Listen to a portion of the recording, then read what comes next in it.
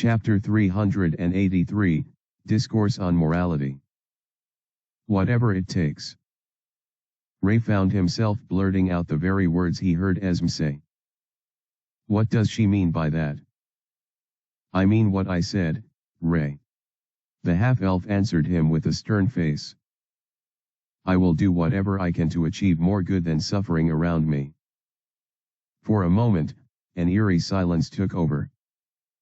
Ray watched as Esme's lips moved to show the extent to which she was willing to go. Even if it means taking the lives that I once thought was precious. In that instant, Ray recognized just how prepared Esme was to fulfill her new disposition. Many people often spouted off ideals, but they lacked the resolve to do anything to bring them to reality. Even back on Earth, Ray's original world, there were people who wanted radical changes to the world, or warned against certain catastrophes that would befall mankind if certain steps weren't taken. Some of them were for objectively good causes, and they were right in their ideals. However, most people did not follow up these ideals with action. They didn't have the resolve, the unbreakable will to do what had to be done. Just like on Earth, this was a dog-eat-dog world. Many people like the Esme of the past wished for peace and harmony. They shunned evil and clung to good. However, they really didn't have enough willpower to take the extra step to ensure their wishes became manifest in the canvas of reality. But now, Ray saw a different person in front of him. Esme had changed. What is good, Ray? What is evil? For a moment, no one said a word. Ray merely watched in astonishment, processing everything he was hearing. Come on. Answer.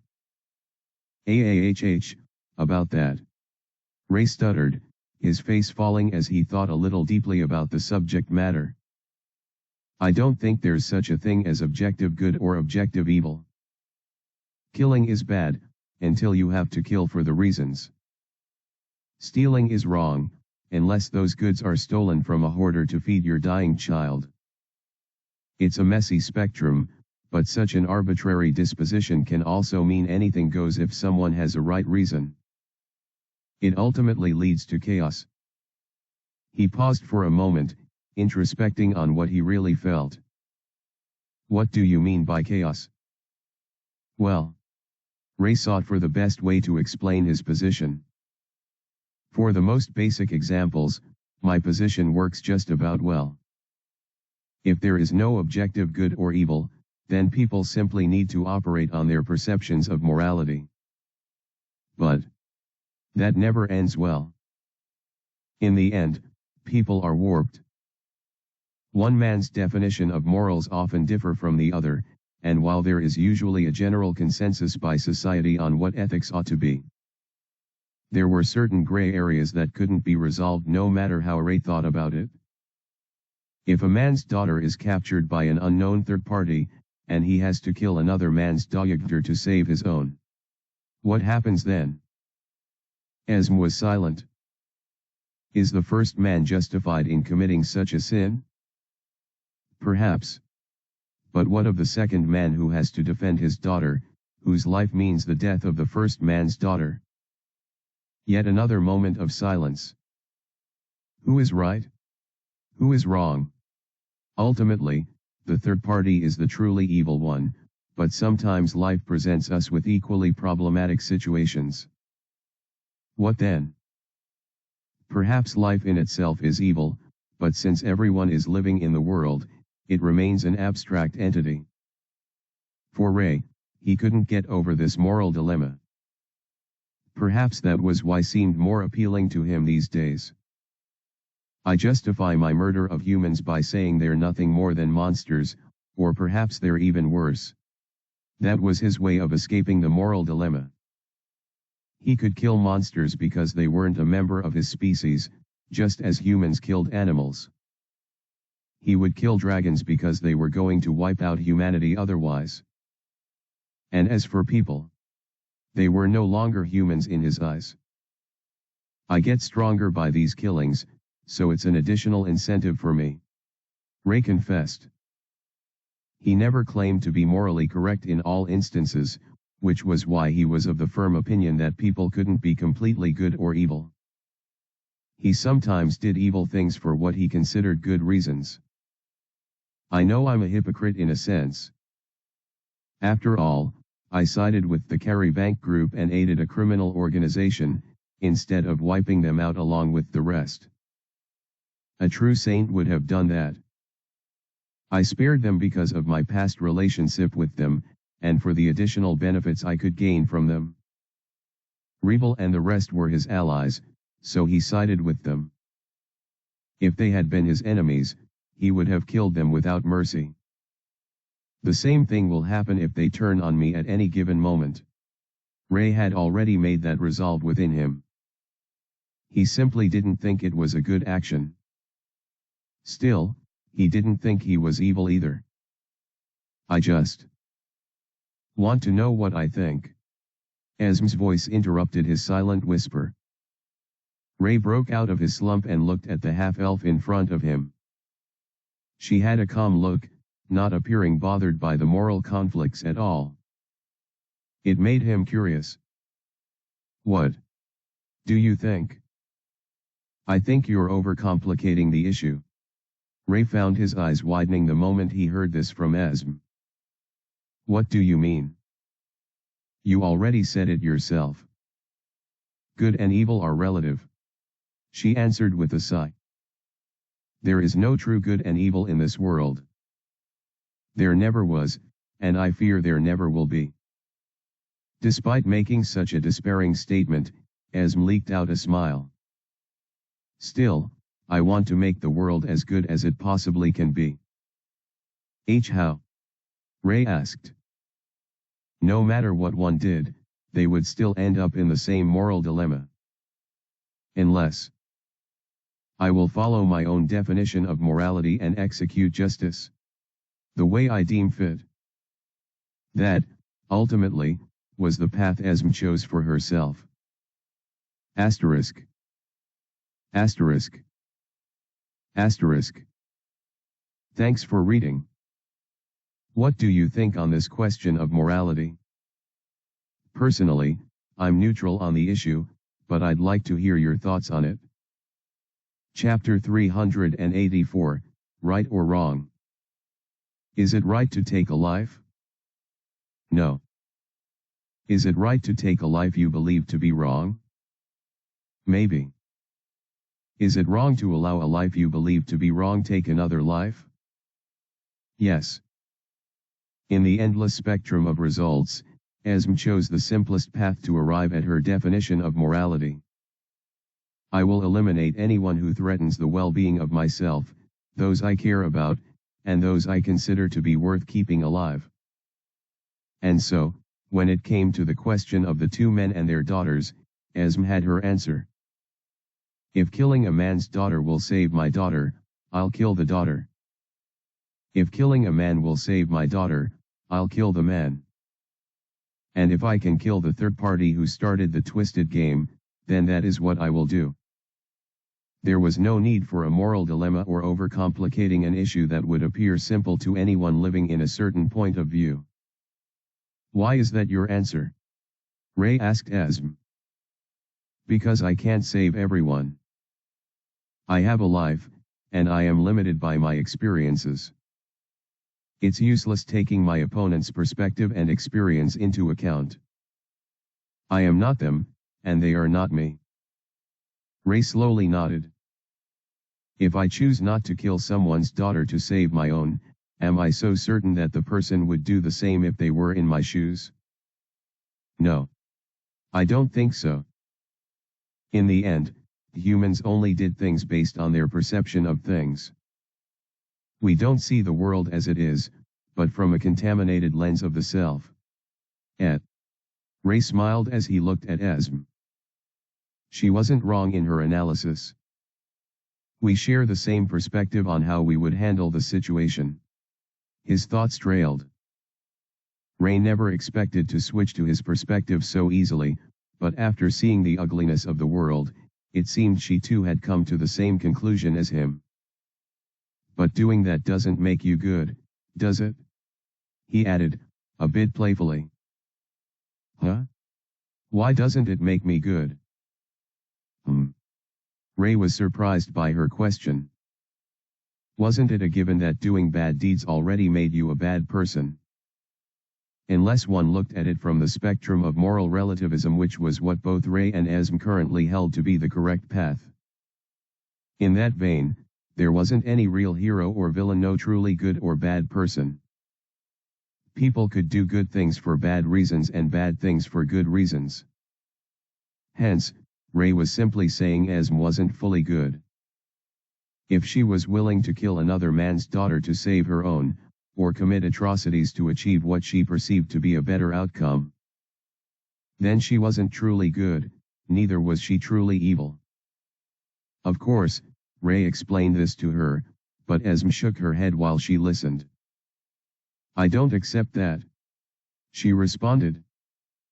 Her tone was once again serious, and her eyes gleamed with nothing short of resolve. I am a good person. I choose to follow the path that I consider good and generate the best outcome for everyone. Of course, it was what she considered the best outcome, but still. If I do all of that, then I am good. Because the other side is what I would call evil. That was Esm's conclusion. Upon hearing this, Ray said nothing more. I understand now. His crimson eyes shone brightly as he observed her status window. He instantly understood why her current perspective was the way it was. She's chaotic good. Just like Billy. That meant they followed their own path and philosophy of good. To the letter. We're not the same at all. The one big difference between Esm and Ray lay in the nature of their convictions. Ray would do the exact same thing that Esm would, but he did so from a neutral perspective, considering himself neither objectively right or wrong. But she was different. Esm was right in her own convictions. That made her the most dangerous kind of good person. It looks like she indeed sorted out her trauma. Ray's thoughts trailed as he looked at Esm's bright smile. It just wasn't in the way I expected. So, do you have an objective plan on how you'll go about this new ideal of yours? Ray's question echoed in the room after several minutes of silence from both parties. He was initially willing to give her time to say whatever she had to say, but after waiting for a while, Ray suspected that Esm was done with what she had to say. And so, he asked the question. I want to play an active role in defeating the dragons. To do that, though, I'll need to get a lot stronger than I am at the moment. Ray nodded and smiled the moment he heard this. That's the spirit. It was nice to see her so fired up. Her stats were fine, in all honesty, but that was by human standards. The fact that she could get even stronger made it all the more pertinent to do so. I'm happy you said that, Esm. I was also thinking of how I can. No, Ray. Esm cut him short before he finished his statement. I can't burden you any longer. The moment Ray heard this, he flinched. You've done a lot for me, and I appreciate it. But my conscience can't allow me to keep burdening you like this when there's an easier alternative. You mean the elves? He asked, though his tone was near silent. Esm nodded and widened her smile a little. If it's not too much trouble, can you help me reunite with them? I would like to fight alongside them. Ray understood everything. Why do I feel this way? Wasn't this the initial plan? Isn't this what I always wanted? Perhaps he just thought they would have more time together. I apologize for burdening you one last time, Ray. As Esm spoke, Ray raised a hand and shook his head. He smiled sadly, though she couldn't see it thanks to his mask. I understand, Asm. I'll make sure you get to meet your people. Asterisk. Asterisk. Asterisk. Thanks for reading. Chapter 385, Meeting with the Elves. The truth of the matter was that Ray already had a discussion on the elf issue with Rebel not too long ago.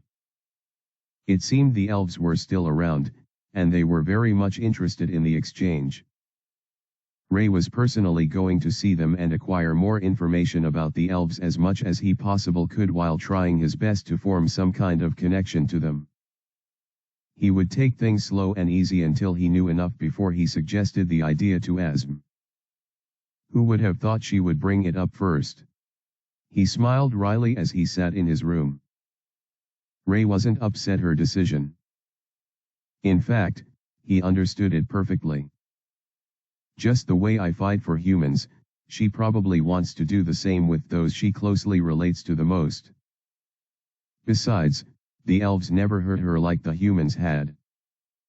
They were also the more superior race, and they would be able to help her grow a lot faster than the humans. It's the most preferred option. Ray sighed. He plopped on his bed, instantly remembering Asm's. The beds offered to the otherworlders was by no means of shoddy quality. For all he knew, his could even be better than the Asm's. And yet, he found himself missing that sensation. Ha! I'm so stupid. Ray muttered to himself, not even knowing why. The meeting with the elves has already been arranged. It's happening tomorrow, and I'll be warping there with Asm.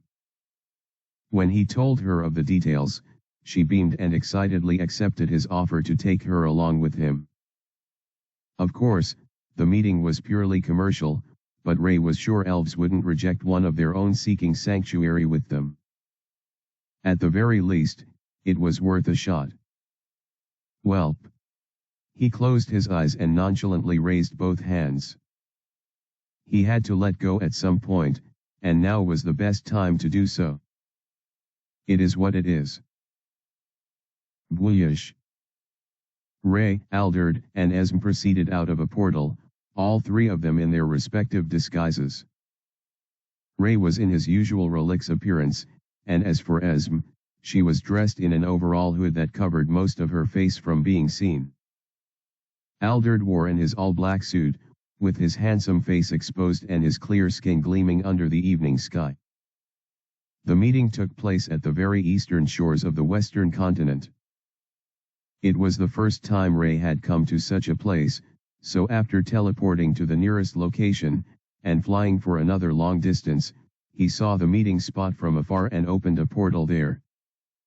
All of this was to achieve a grand entry, and he considered it successful by all standards. The waves crashed upon the rocks present at the beach, and Ray could see water constantly creeping to seashore from a short distance off. It reminded him of the beach back home, though this place was deserted. Well, almost deserted. You can undo your cloaking. I can clearly see you. Ray spoke up, looking in a particular direction to his far right. Just as he said, there were about 3 elves standing there, though there was a certain barrier that covered them from sight. It was useless against his perception, though. You have good eyes. A voice echoed forth, and from the invisible layer that existed, 3 figures emerged. Just as Ray expected. They were elves. All 3 were exquisitely beautiful, all dressed in attires that could only be described as gorgeous albeit crude. Their hair had neon-like colors, but the one that stood out to him was the hair of the elf at the center. It was bluish-green, and her attire matched it well, exuding an air of elegance he couldn't ignore. Everything about the elf at the center captivated him. She was incredibly beautiful, almost as beautiful as Esm.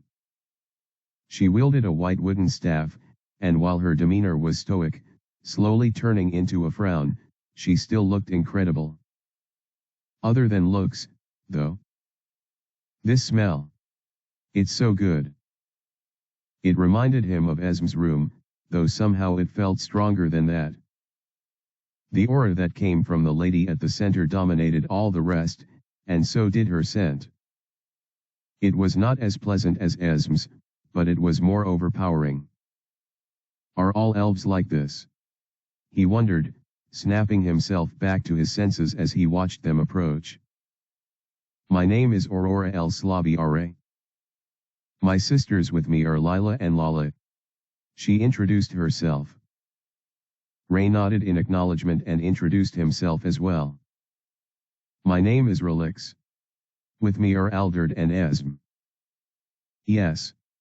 Me. Yes.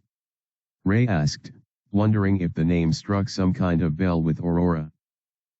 It would make things a lot easier if they actually knew Esm in some way, or if she happened to be the long-lost daughter of their queen or something. Unfortunately, they had no such luck. That's a good name, was all Aurora commented on. It was disappointing, but not entirely so. Much to Ray's relief, the elves were plenty courteous. He didn't know if it was because they were desperate, or they were always like this, but it made the mood perfect for Esm's entire reveal. Before that, though, business came first. I'm tempted to look at their status windows, but I can't do that now. If they had some sort of way to know that he could risk offending them. Worst case scenario, the deal would be off. I don't know just how desperate they are, but it's probably not a good idea to test the waters yet. He still wanted to maintain good relations with the elves after this, and there was the issue of Esm. Ray decided to wait until the deal was sealed and he was somewhat out of reach before he used. That way, they couldn't be sure that it was him. Asterisk. Asterisk. Asterisk. Thanks for reading. Well, we're slowly arriving at the conclusion of the arc for real this time. I hope you've been having a good ride thus far. Chapter 386, The Elf Encounter. Are you with the goods? The elf called Aurora finally broke the silence with her question.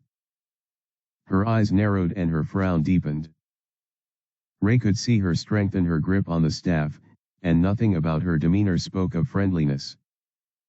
Despite the elves being courteous, it didn't automatically make them friendly. She has her guard raised, huh? I can even sense 10 other elves that are hiding a far distance off. It's best I don't mention that, though. His thoughts trailed. The atmosphere was a little too tense for his liking, but it couldn't be helped. Ray slightly glanced at Alderd, who slowly nodded at him. He took in a deep breath and calmed himself. I can't mess up. Let's get this over with. Yes, I do. And do you have the promised payments? Ray took a step closer as he brought a small sack from one of his pockets. Within the pouch were quite a few spatial rings, which contained the enchanted items that the elves requested. Over 10,000 in total. They really bought in bulk, huh? Ray smiled to himself as he looked at Aurora. Of course we do. What do you take us for? Aurora responded as she nodded at one of the elves behind her. Ray raised his brow underneath his mask and felt a bit slighted. What's her deal? Didn't she ask me the same thing? The way he saw things, the elf before him had a serious attitude. Even if she wasn't in a good mood, that didn't mean she could bring it into business. One of the assisting elves behind Aurora, Fei or Feu, Ray didn't quite remember the name, handed over a sack to Aurora seemingly out of nowhere. Of course, for Ray, who had already noticed the sack under several layers of concealment, it didn't look that way at all. Here, as promised. There are high-end minerals and monocrystals of the cumulative value of the items you are exchanging. Aurora raised the sack and gave Ray. And he also returned the favor and gave her the small pouch. You don't mind if I examine the goods, do you? Ray asked this the moment took the sack away from Aurora's hands. Naturally, the pouch that was previously with him now belonged to them. It feels considerably heavy. I should check, though. Humph. Do as you please. Aurora responded, and a certain glare of stifled hatred echoed from her eyes. Why does she look so mad? Rebel told me the elves were pretty cooperative with him, though it was difficult making the deal with them. But he didn't say it was this bad. Ray felt like something definitely happened to make them like this. Well, let's ignore that for now. Ray opened the large sack before him and noticed the goods. He utilized, on one hand to confirm the quality, and on the other hand to see if the elves noticed him using the skill at all. At the very least, that would allow him to know if they are aware of the skill and its effects. Oh ho! These are incredibly pure mana crystals. Far purer than anything we have here. Ray looked at the shining gems before him. It wasn't just mana crystals, though. The elves had orichalcum, mithril, and adamantite, the three rarest metals in the world. Well, according to the books he read. The fact that the elves had them in such phenomenal quality and quantity told Ray that perhaps they weren't as rare as he imagined. This is really. With these materials, and the monster core he obtained from slaying that S-tier monster, he could create a very potent item. Perhaps the first grade 2 item in the history of mankind. Grade 1 would be an item like the Divine Sword. I don't think anyone could make something like that. Ray felt his smile widen as he anticipated the future. In the meantime, it seemed the elves were also done with their analysis, and so the leader spoke up promptly. They're all here. This concludes our deal. Aurora's voice was stone cold, a lot less thrilled than Ray expected. There was no way he could just watch the elves go like that when they had access to such pure minerals, probably in high quantity. If the Alliance could exploit that, then maybe. Hold on, Lady Aurora. If you don't mind, I would like to discuss further business with you. I do mind, and there is nothing further to discuss.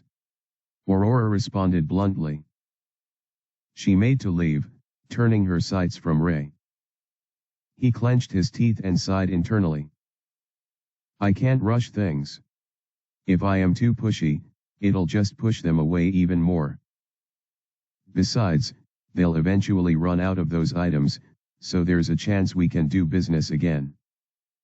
There was also the possibility of the elves finally winning the war on their end, so Ray wasn't completely sure which side of the pendulum his interests would fall on.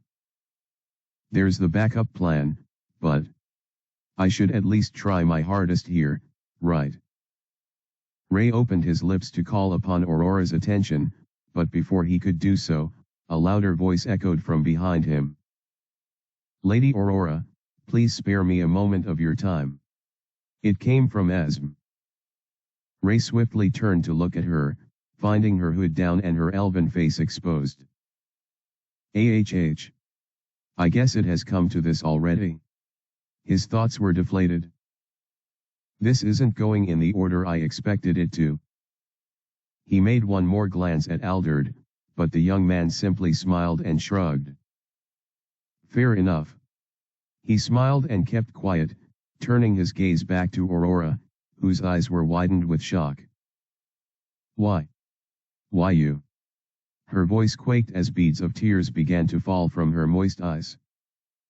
It seemed like just one look at Esm was enough to make the cold and angry elf soften up and even cry. Ray's eyes glistened in relief. At the very least, I can say the Esm plan worked. Why do you look like her? You abominable half-breed. Asterisk. Asterisk. Asterisk.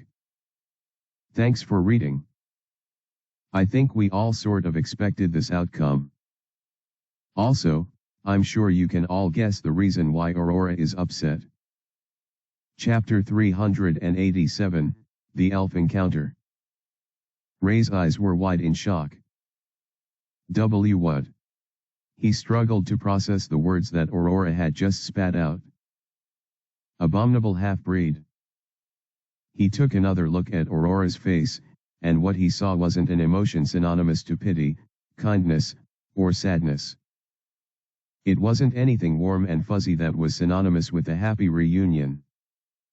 This was the opposite.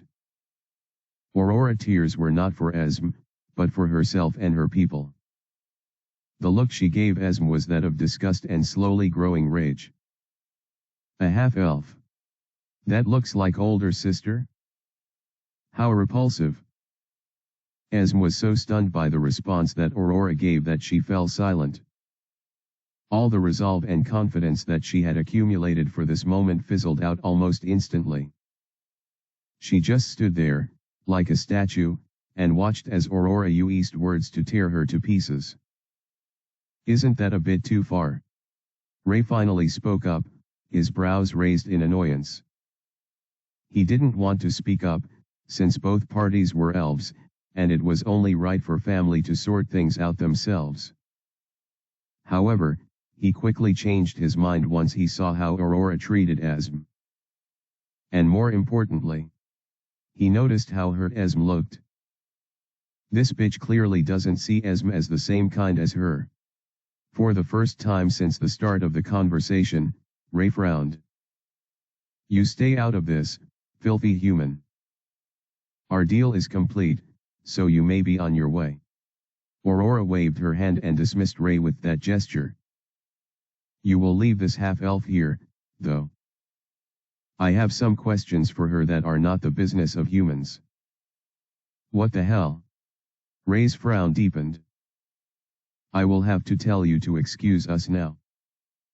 After listening to how Aurora spoke to him about Esme, and how she glared deeply at the object of attention, Ray felt a tinge of relief that the elf had exposed her true feelings. Even the two elves behind Aurora expressed the same disgust as they stared at Esme, though there was still some level of shock in their demeanor. To think I wanted Esme to return to these assholes. On one hand, it seemed the elves wore their hearts on their sleeves. That made them a lot easier to deal with than humans, who were experts at concealing their feelings. If Aurora was an intelligent human, she would have pretended to get along with Esme until Ray and Alderd left. Perhaps they would have even gotten to the eastern continent before the ill treatment started. Instead of doing things in such a calculated fashion, Aurora and her sisters spilled the beans so quickly. Maybe it doesn't matter to them. If they can simply get rid of us and capture Esme either way, then there's no need to pretend. Ray's mind flowed. Either way, he was grateful to them for showing their true intentions. Esme is never returning to you. Ray took a step forward, swiftly throwing the sack of goods to Alderd. The nimble man caught it instantly, holding it tightly whilst Ray folded both hands and planted his heels on the ground. I believe I already told you to leave her and return to your vile settlement wherever that is. Aurora's frown deepened, and she gave Ray an intense glare. Despite all of this, however, not an iota of her beauty was sullied. In fact, Ray thought she looked even prettier when she was in a terrible mood. What am I thinking? It was an inappropriate thought to consider at the moment, and he quickly chastised himself for it. Why don't you make me? Bitch. Ray responded with words of his own. He was never very good at coming up with insults, so he merely spat out what came to his mind first. It felt good, letting out a tiny bit of his frustrations on the elf, but he knew that it came at a cost. I guess it's too late to form a cordial relationship. The flustered look on Aurora's face told him that much. We'll just have to go with Plan B. Ray didn't blame himself for speaking out, though. The elves started it, and it was clear that they were not interested in any kind of mutual understanding in the slightest. They were arrogant, rude, and extremely insensitive people. though it seemed like they would be the exact opposite merely based on their appearance. It annoyed Ray to the core. Forget an alliance with them. I don't even care. He simply stood his ground and waited for what Aurora would do in response to his words. You bald monkey with no proper cognitive function. You dare address an elf with words that are meant only for lower creatures like your kind. Ray felt the insult seep into his soul, and it hurt him intensely. Imbeciles like you should know their place and do what they are told. I have been as kind to you as I possibly can, so leave now while I still offer you the grace of my understanding. Fool. Ray inhaled deeply, trying his hardest to exercise full control. Perhaps using would be perfect here, but Ray was also aware that he could kill the elves simply based on the intense intent they were directing towards him. Speaking of intent, Ray could feel immense bloodlust coming from behind him. He swiftly turned to Alderd and rapidly shook his head. Don't do anything, you idiot. Fortunately, Alderd saw this and took control of himself. It was a close call, all things considered. Why are you still here, fool? Aurora asked, narrowing her gaze at Ray. Any second now, and the elf could attack him. He had to prepare for whatever they could dish out and ensure they made the first move, so he was justified in his actions. Is it because of the half-breed vermin? That's right. He had to patiently wait until they raised their powers against him. A freak of nature like that should not exist. She should not even have been born. Whoosh. Before Aurora could conclude her words, Ray left his position and appeared right in front of her. Hey. His voice came as a threatening whisper. His eyes were wide open, and his clenched fist drew close to Aurora as he stared with nothing short of the intent to pummel her. Shut up. Asterisk. Asterisk. Asterisk.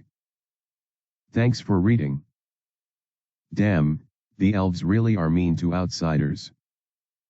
But let's not forget how kind they are to each other. Okay. Okay. Chapter 388, The Elf Encounter. This human. Aurora was shocked by what currently stood in front of her, occupying the range of her sight. The man in the black maskrolix had left his position and appeared before her before she could even react. She had never met a human that fast. Even that wolf man was not this quick.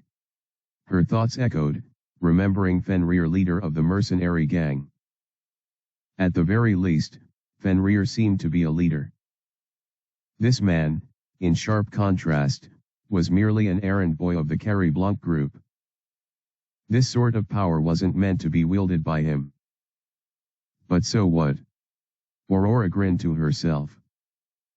Her ashen staff's automatic barrier would protect her from all kinds of harm, so it wasn't like she was in any danger. He's only fast. There's no way he can. Cryokea. Like glass, the invisible barrier around Aurora shattered. What? It broke apart right before Relic's fist even made impact, which meant this wasn't the result of mere brute strength. It was the result of a skill. I am posse. Boom. Before her lips could conjure up the last syllable, the man's fist was planted on her face. The air around her seemed to part, and the two elves behind her were instantly pushed back by the sheer pressure of the landed blow. That wasn't all, though. Ukua. Aurora let out a loud grunt as she felt her body pushed backwards. Blood flowed from her nose, and her head spun circles as everything in her body experienced instant confusion. Elves were naturally peaceful people. They were pacifists. As a result, it was very rare for them to get the opportunity of experiencing pain. Aurora, in all her life, had only ever experienced pain 3 times, 2 of those times being when she tripped and fell as a child. Well, this sensatio was nothing like tripping and falling. It was far, far more painful. Whoosh! Aurora's body flew a distance and landed on the ground, sliding through dirt for a meter or two before finally stopping. Lady Aurora! Lady Aurora! Lila and Lala rushed to her side, like the kind sisters they were. Both of them had tears in their eyes as they observed the slightly swollen face of their beloved older sister. It caused a true stain on her beauty. Lady Aurora! Voices echoed from behind her, as the 10 hidden elves exposed their position and charged towards her in a crying frenzy. And no! Stay back and hide! Aurora wanted to yell, but her lips wouldn't move properly. She was still recoiling from the attack, and so it was difficult to move her body, talkless of forming coherent words. All of this humiliation was thanks to one man. Why you? Her glare rested on the imbecile who placed her in such a degrading state. He stood a couple of meters from her, hands folded as he stared at her in his all-black attire. His mask prevented her from seeing his face, but more than anything, she wished to rip the thing off his face and pummel it until everything about him became a bloody mess. Calm yourself, Aurora. She told herself, a bit surprised by her violent thoughts. The elves around her helped raise her back to her feet, and her staff supported her as she stood. Nothing but pure hatred radiated from her eyes as she glared at the impudent human. Relax. Ugh. Pain still shot around her face, but it was subsiding. Her body slowly began to recover, and within a few more seconds, her appearance was good as new. The blood and snot was gone, and the swollenness had also vanished. Aurora was as good as new, well, except for her gown, which was already stained thanks to her landing so disgracefully on the ground. Never again. She growled as she stepped forward. What? You want to get beaten up more? Relix asked in his impudent tone, and it infuriated her to the core.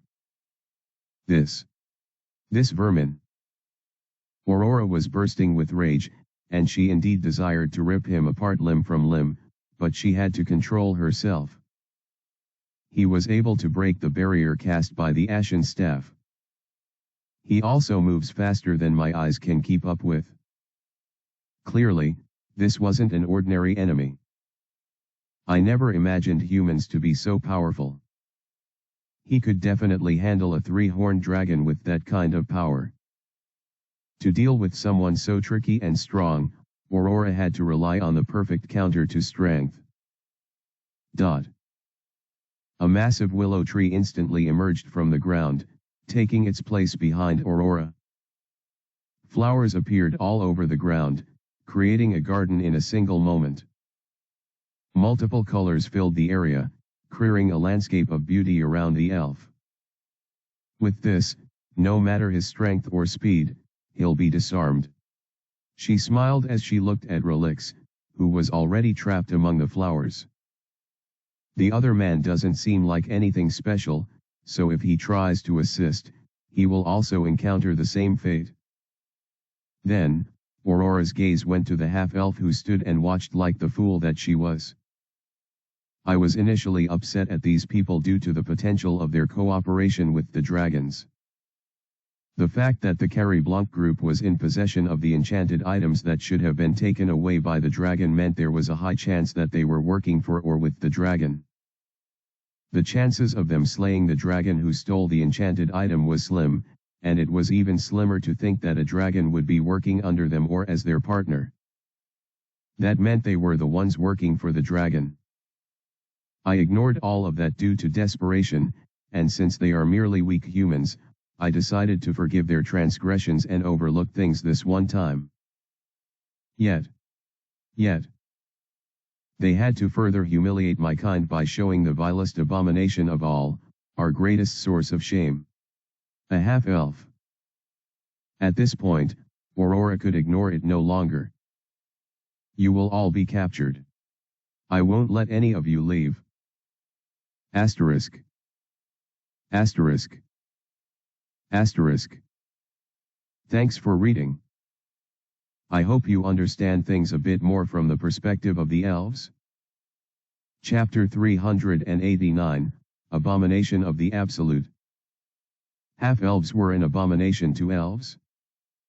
Every elf learned this from the day they were born, along with the fact that a pure elf had immense value just for being birthed into the world. Every elf had to hold repulsion towards a half-elf due to the disgusting event that would have led to their conception.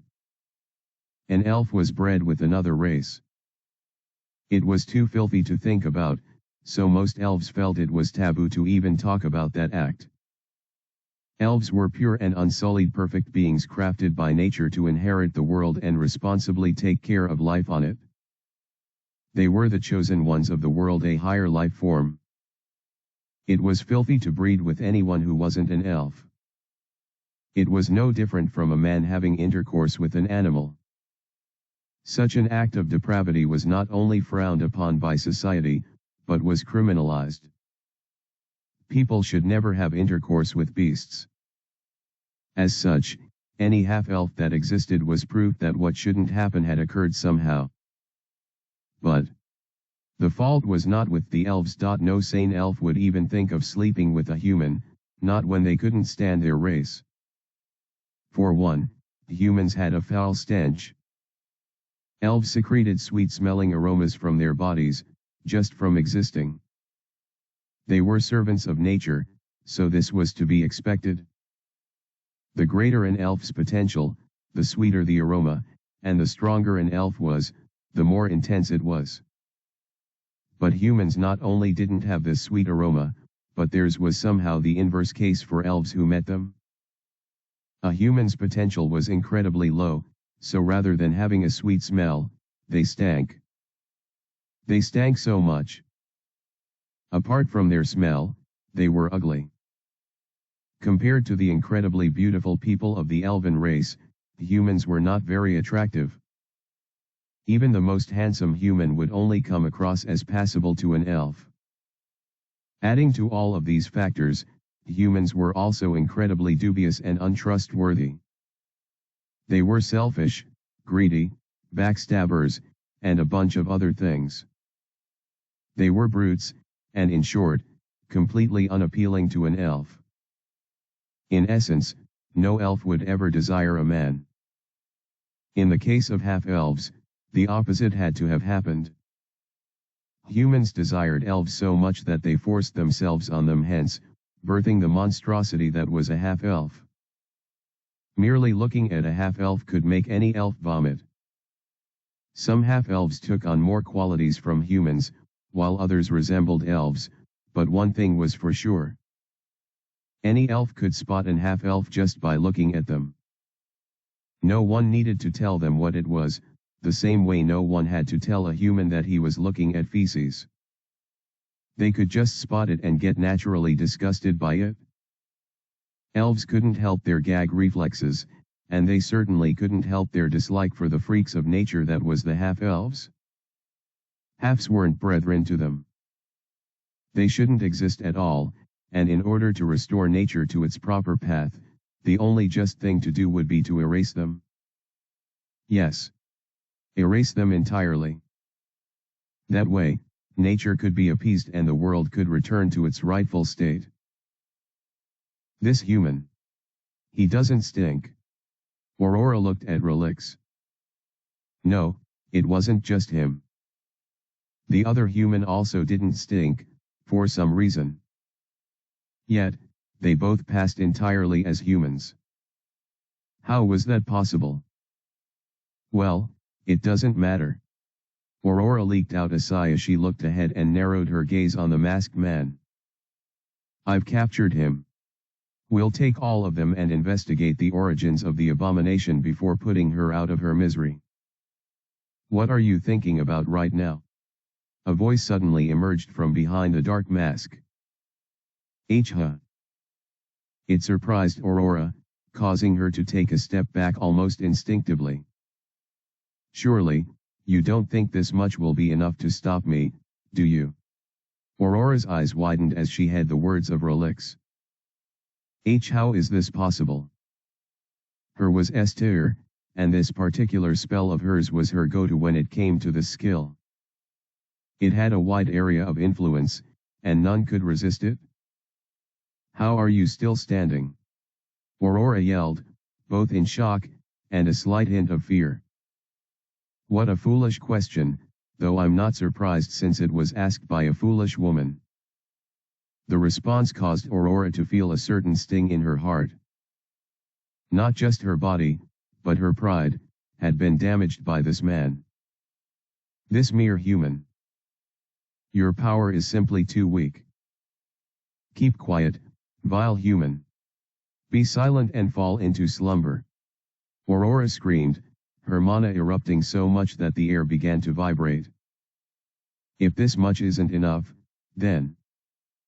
The willow behind her began to extend its multiple branches as they prepared to attack. I'll just attack you with nature. Her wide grin betrayed the graceful expression that used to play on her face, but she didn't care. Her younger sisters were safely behind her, so she could go all out. I'll crush your bones. I'll your body. I'll squish you till you become a bloody mess. As long as I leave you just barely breathing, you won't die. With her gleaming teeth exposed, she sent her bulky vines towards the target. A fool using a foolish power. You consider your power absolute, failing to realize that there exists something above it.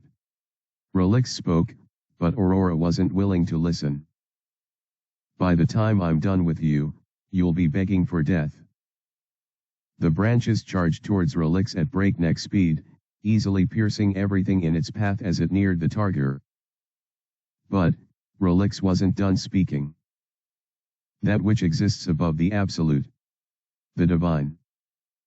All of a sudden, almost as if the branches were frozen in time, they halted their charge. Without exception, they stopped moving.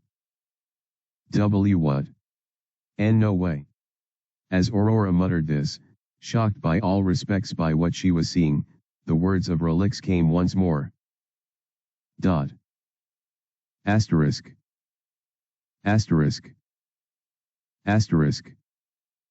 Thanks for reading. Big flex from Ray right now. I believe this is his first display of divine elemental magic. Also, do forgive the entire ramble about the elves. Chapter 390, Divine Spell. Divine. Aurora could not deny what she was looking at. If there was any word to describe it, that would indeed be the word. Divine. A massive willow tree stood before Aurora, its height at least 1,000 meters. Its leaves formed a canopy that completely blocked the evening sun, casting a shadow of inescapable darkness on her. Compared to her willow tree that was barely 50 meters tall, the massive epitome of nature that stood before her quenched any vestige of defiance he had left. All her sisters had slumped to the ground, instantly rendered unconscious, merely due to the presence of the tree. Her own willow tree shuddered, its branches shivering as they fell to the ground in defeat. It recognized the one before it as unquestionably superior. Before her very eyes, the willow tree fell asleep. Aurora found herself on her knees, viewing the flowers that painted the air, not just the ground with their amazing colors. The petals created a three-dimensional canvas of astonishing beauty. A beauty she could not dream of replicating. Then, she saw the man of darkness. He stood directly in front of her. She hadn't even noticed when he closed their distance.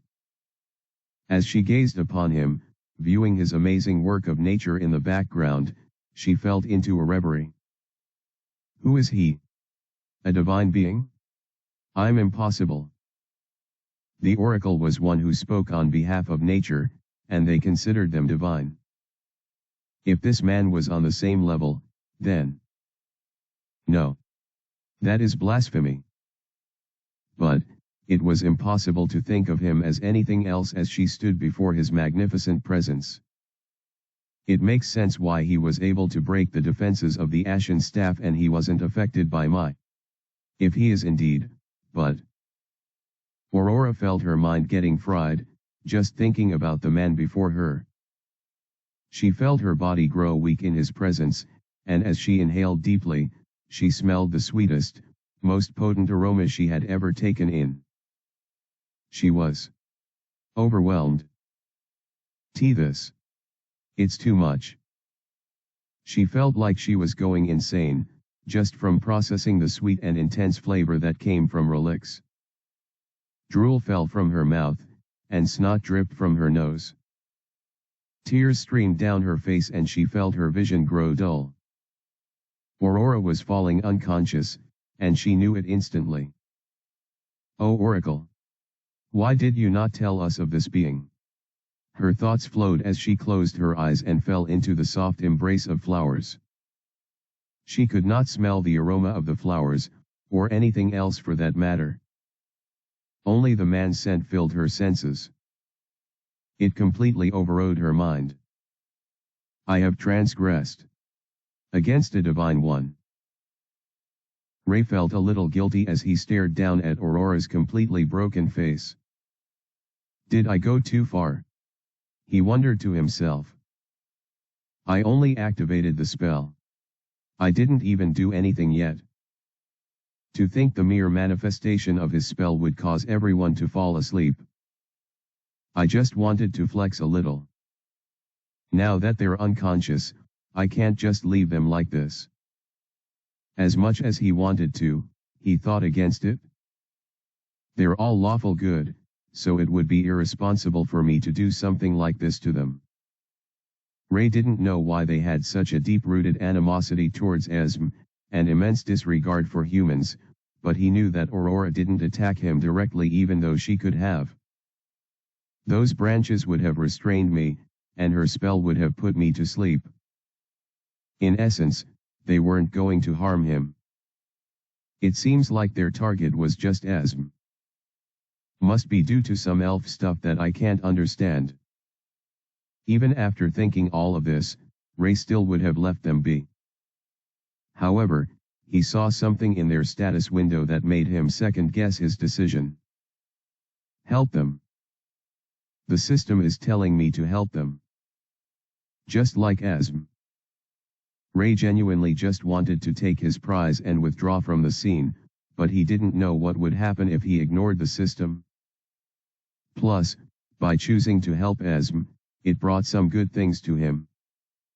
I'm still expecting some kind of proper side quest reward, but I don't know when it's going to come. After all, the system still told Ray to help Esm. Sigh. This is so annoying. Ray mumbled to himself as he looked at Aurora. He dispelled his spell upon seeing that her own spell had shriveled away and vanished. What is the issue, Sir Relix? Alderd came close and asked with a confident smile on his face. He joined Ray in looking at the fallen body of Aurora, reaching for her staff. You don't need to call me that now, you know. Ray thought to himself as he watched Alderd reach for the ashen staff. Bzzzzttz. As soon as he touched it, a pulse of energy shot from it, instantly repelling Alderd's hand. Ow! That stung.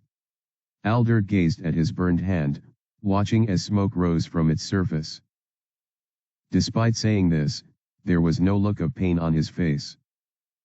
Instead, he was still smiling. Within a few seconds, he recovered from the injury, so his relaxed attitude made more sense. That's what you get for touching what's not yours. Ray shook his head and made a mock sigh. It wouldn't have been a problem if I... Yeah, I know. In any case, can I leave you to handle the rest from here? Ray asked, staring straight at Alderd. For a moment, there was silence between them. Alderd slowly looked in Esm's direction, and then noticed that Ray was already doing the same perhaps a few seconds before he did. I understand. He bowed his head and smiled. Leave the rest to me. Thanks. Ray smiled. He was looking at Alderd's face, and Aldra's physique, but the one he addressed wasn't the broker from the Carrie Blanc group, neither was he the son of Rebel. He was something else entirely. Till we meet again, Ader. Ray tapped the shoulder of the bowing man and softly stroked his hair before walking away. I expect to see good results. The bowed head went even lower, and a deeper voice replaced the timid tone from earlier. I will not disappoint you, Master. Asterisk. Asterisk. Asterisk.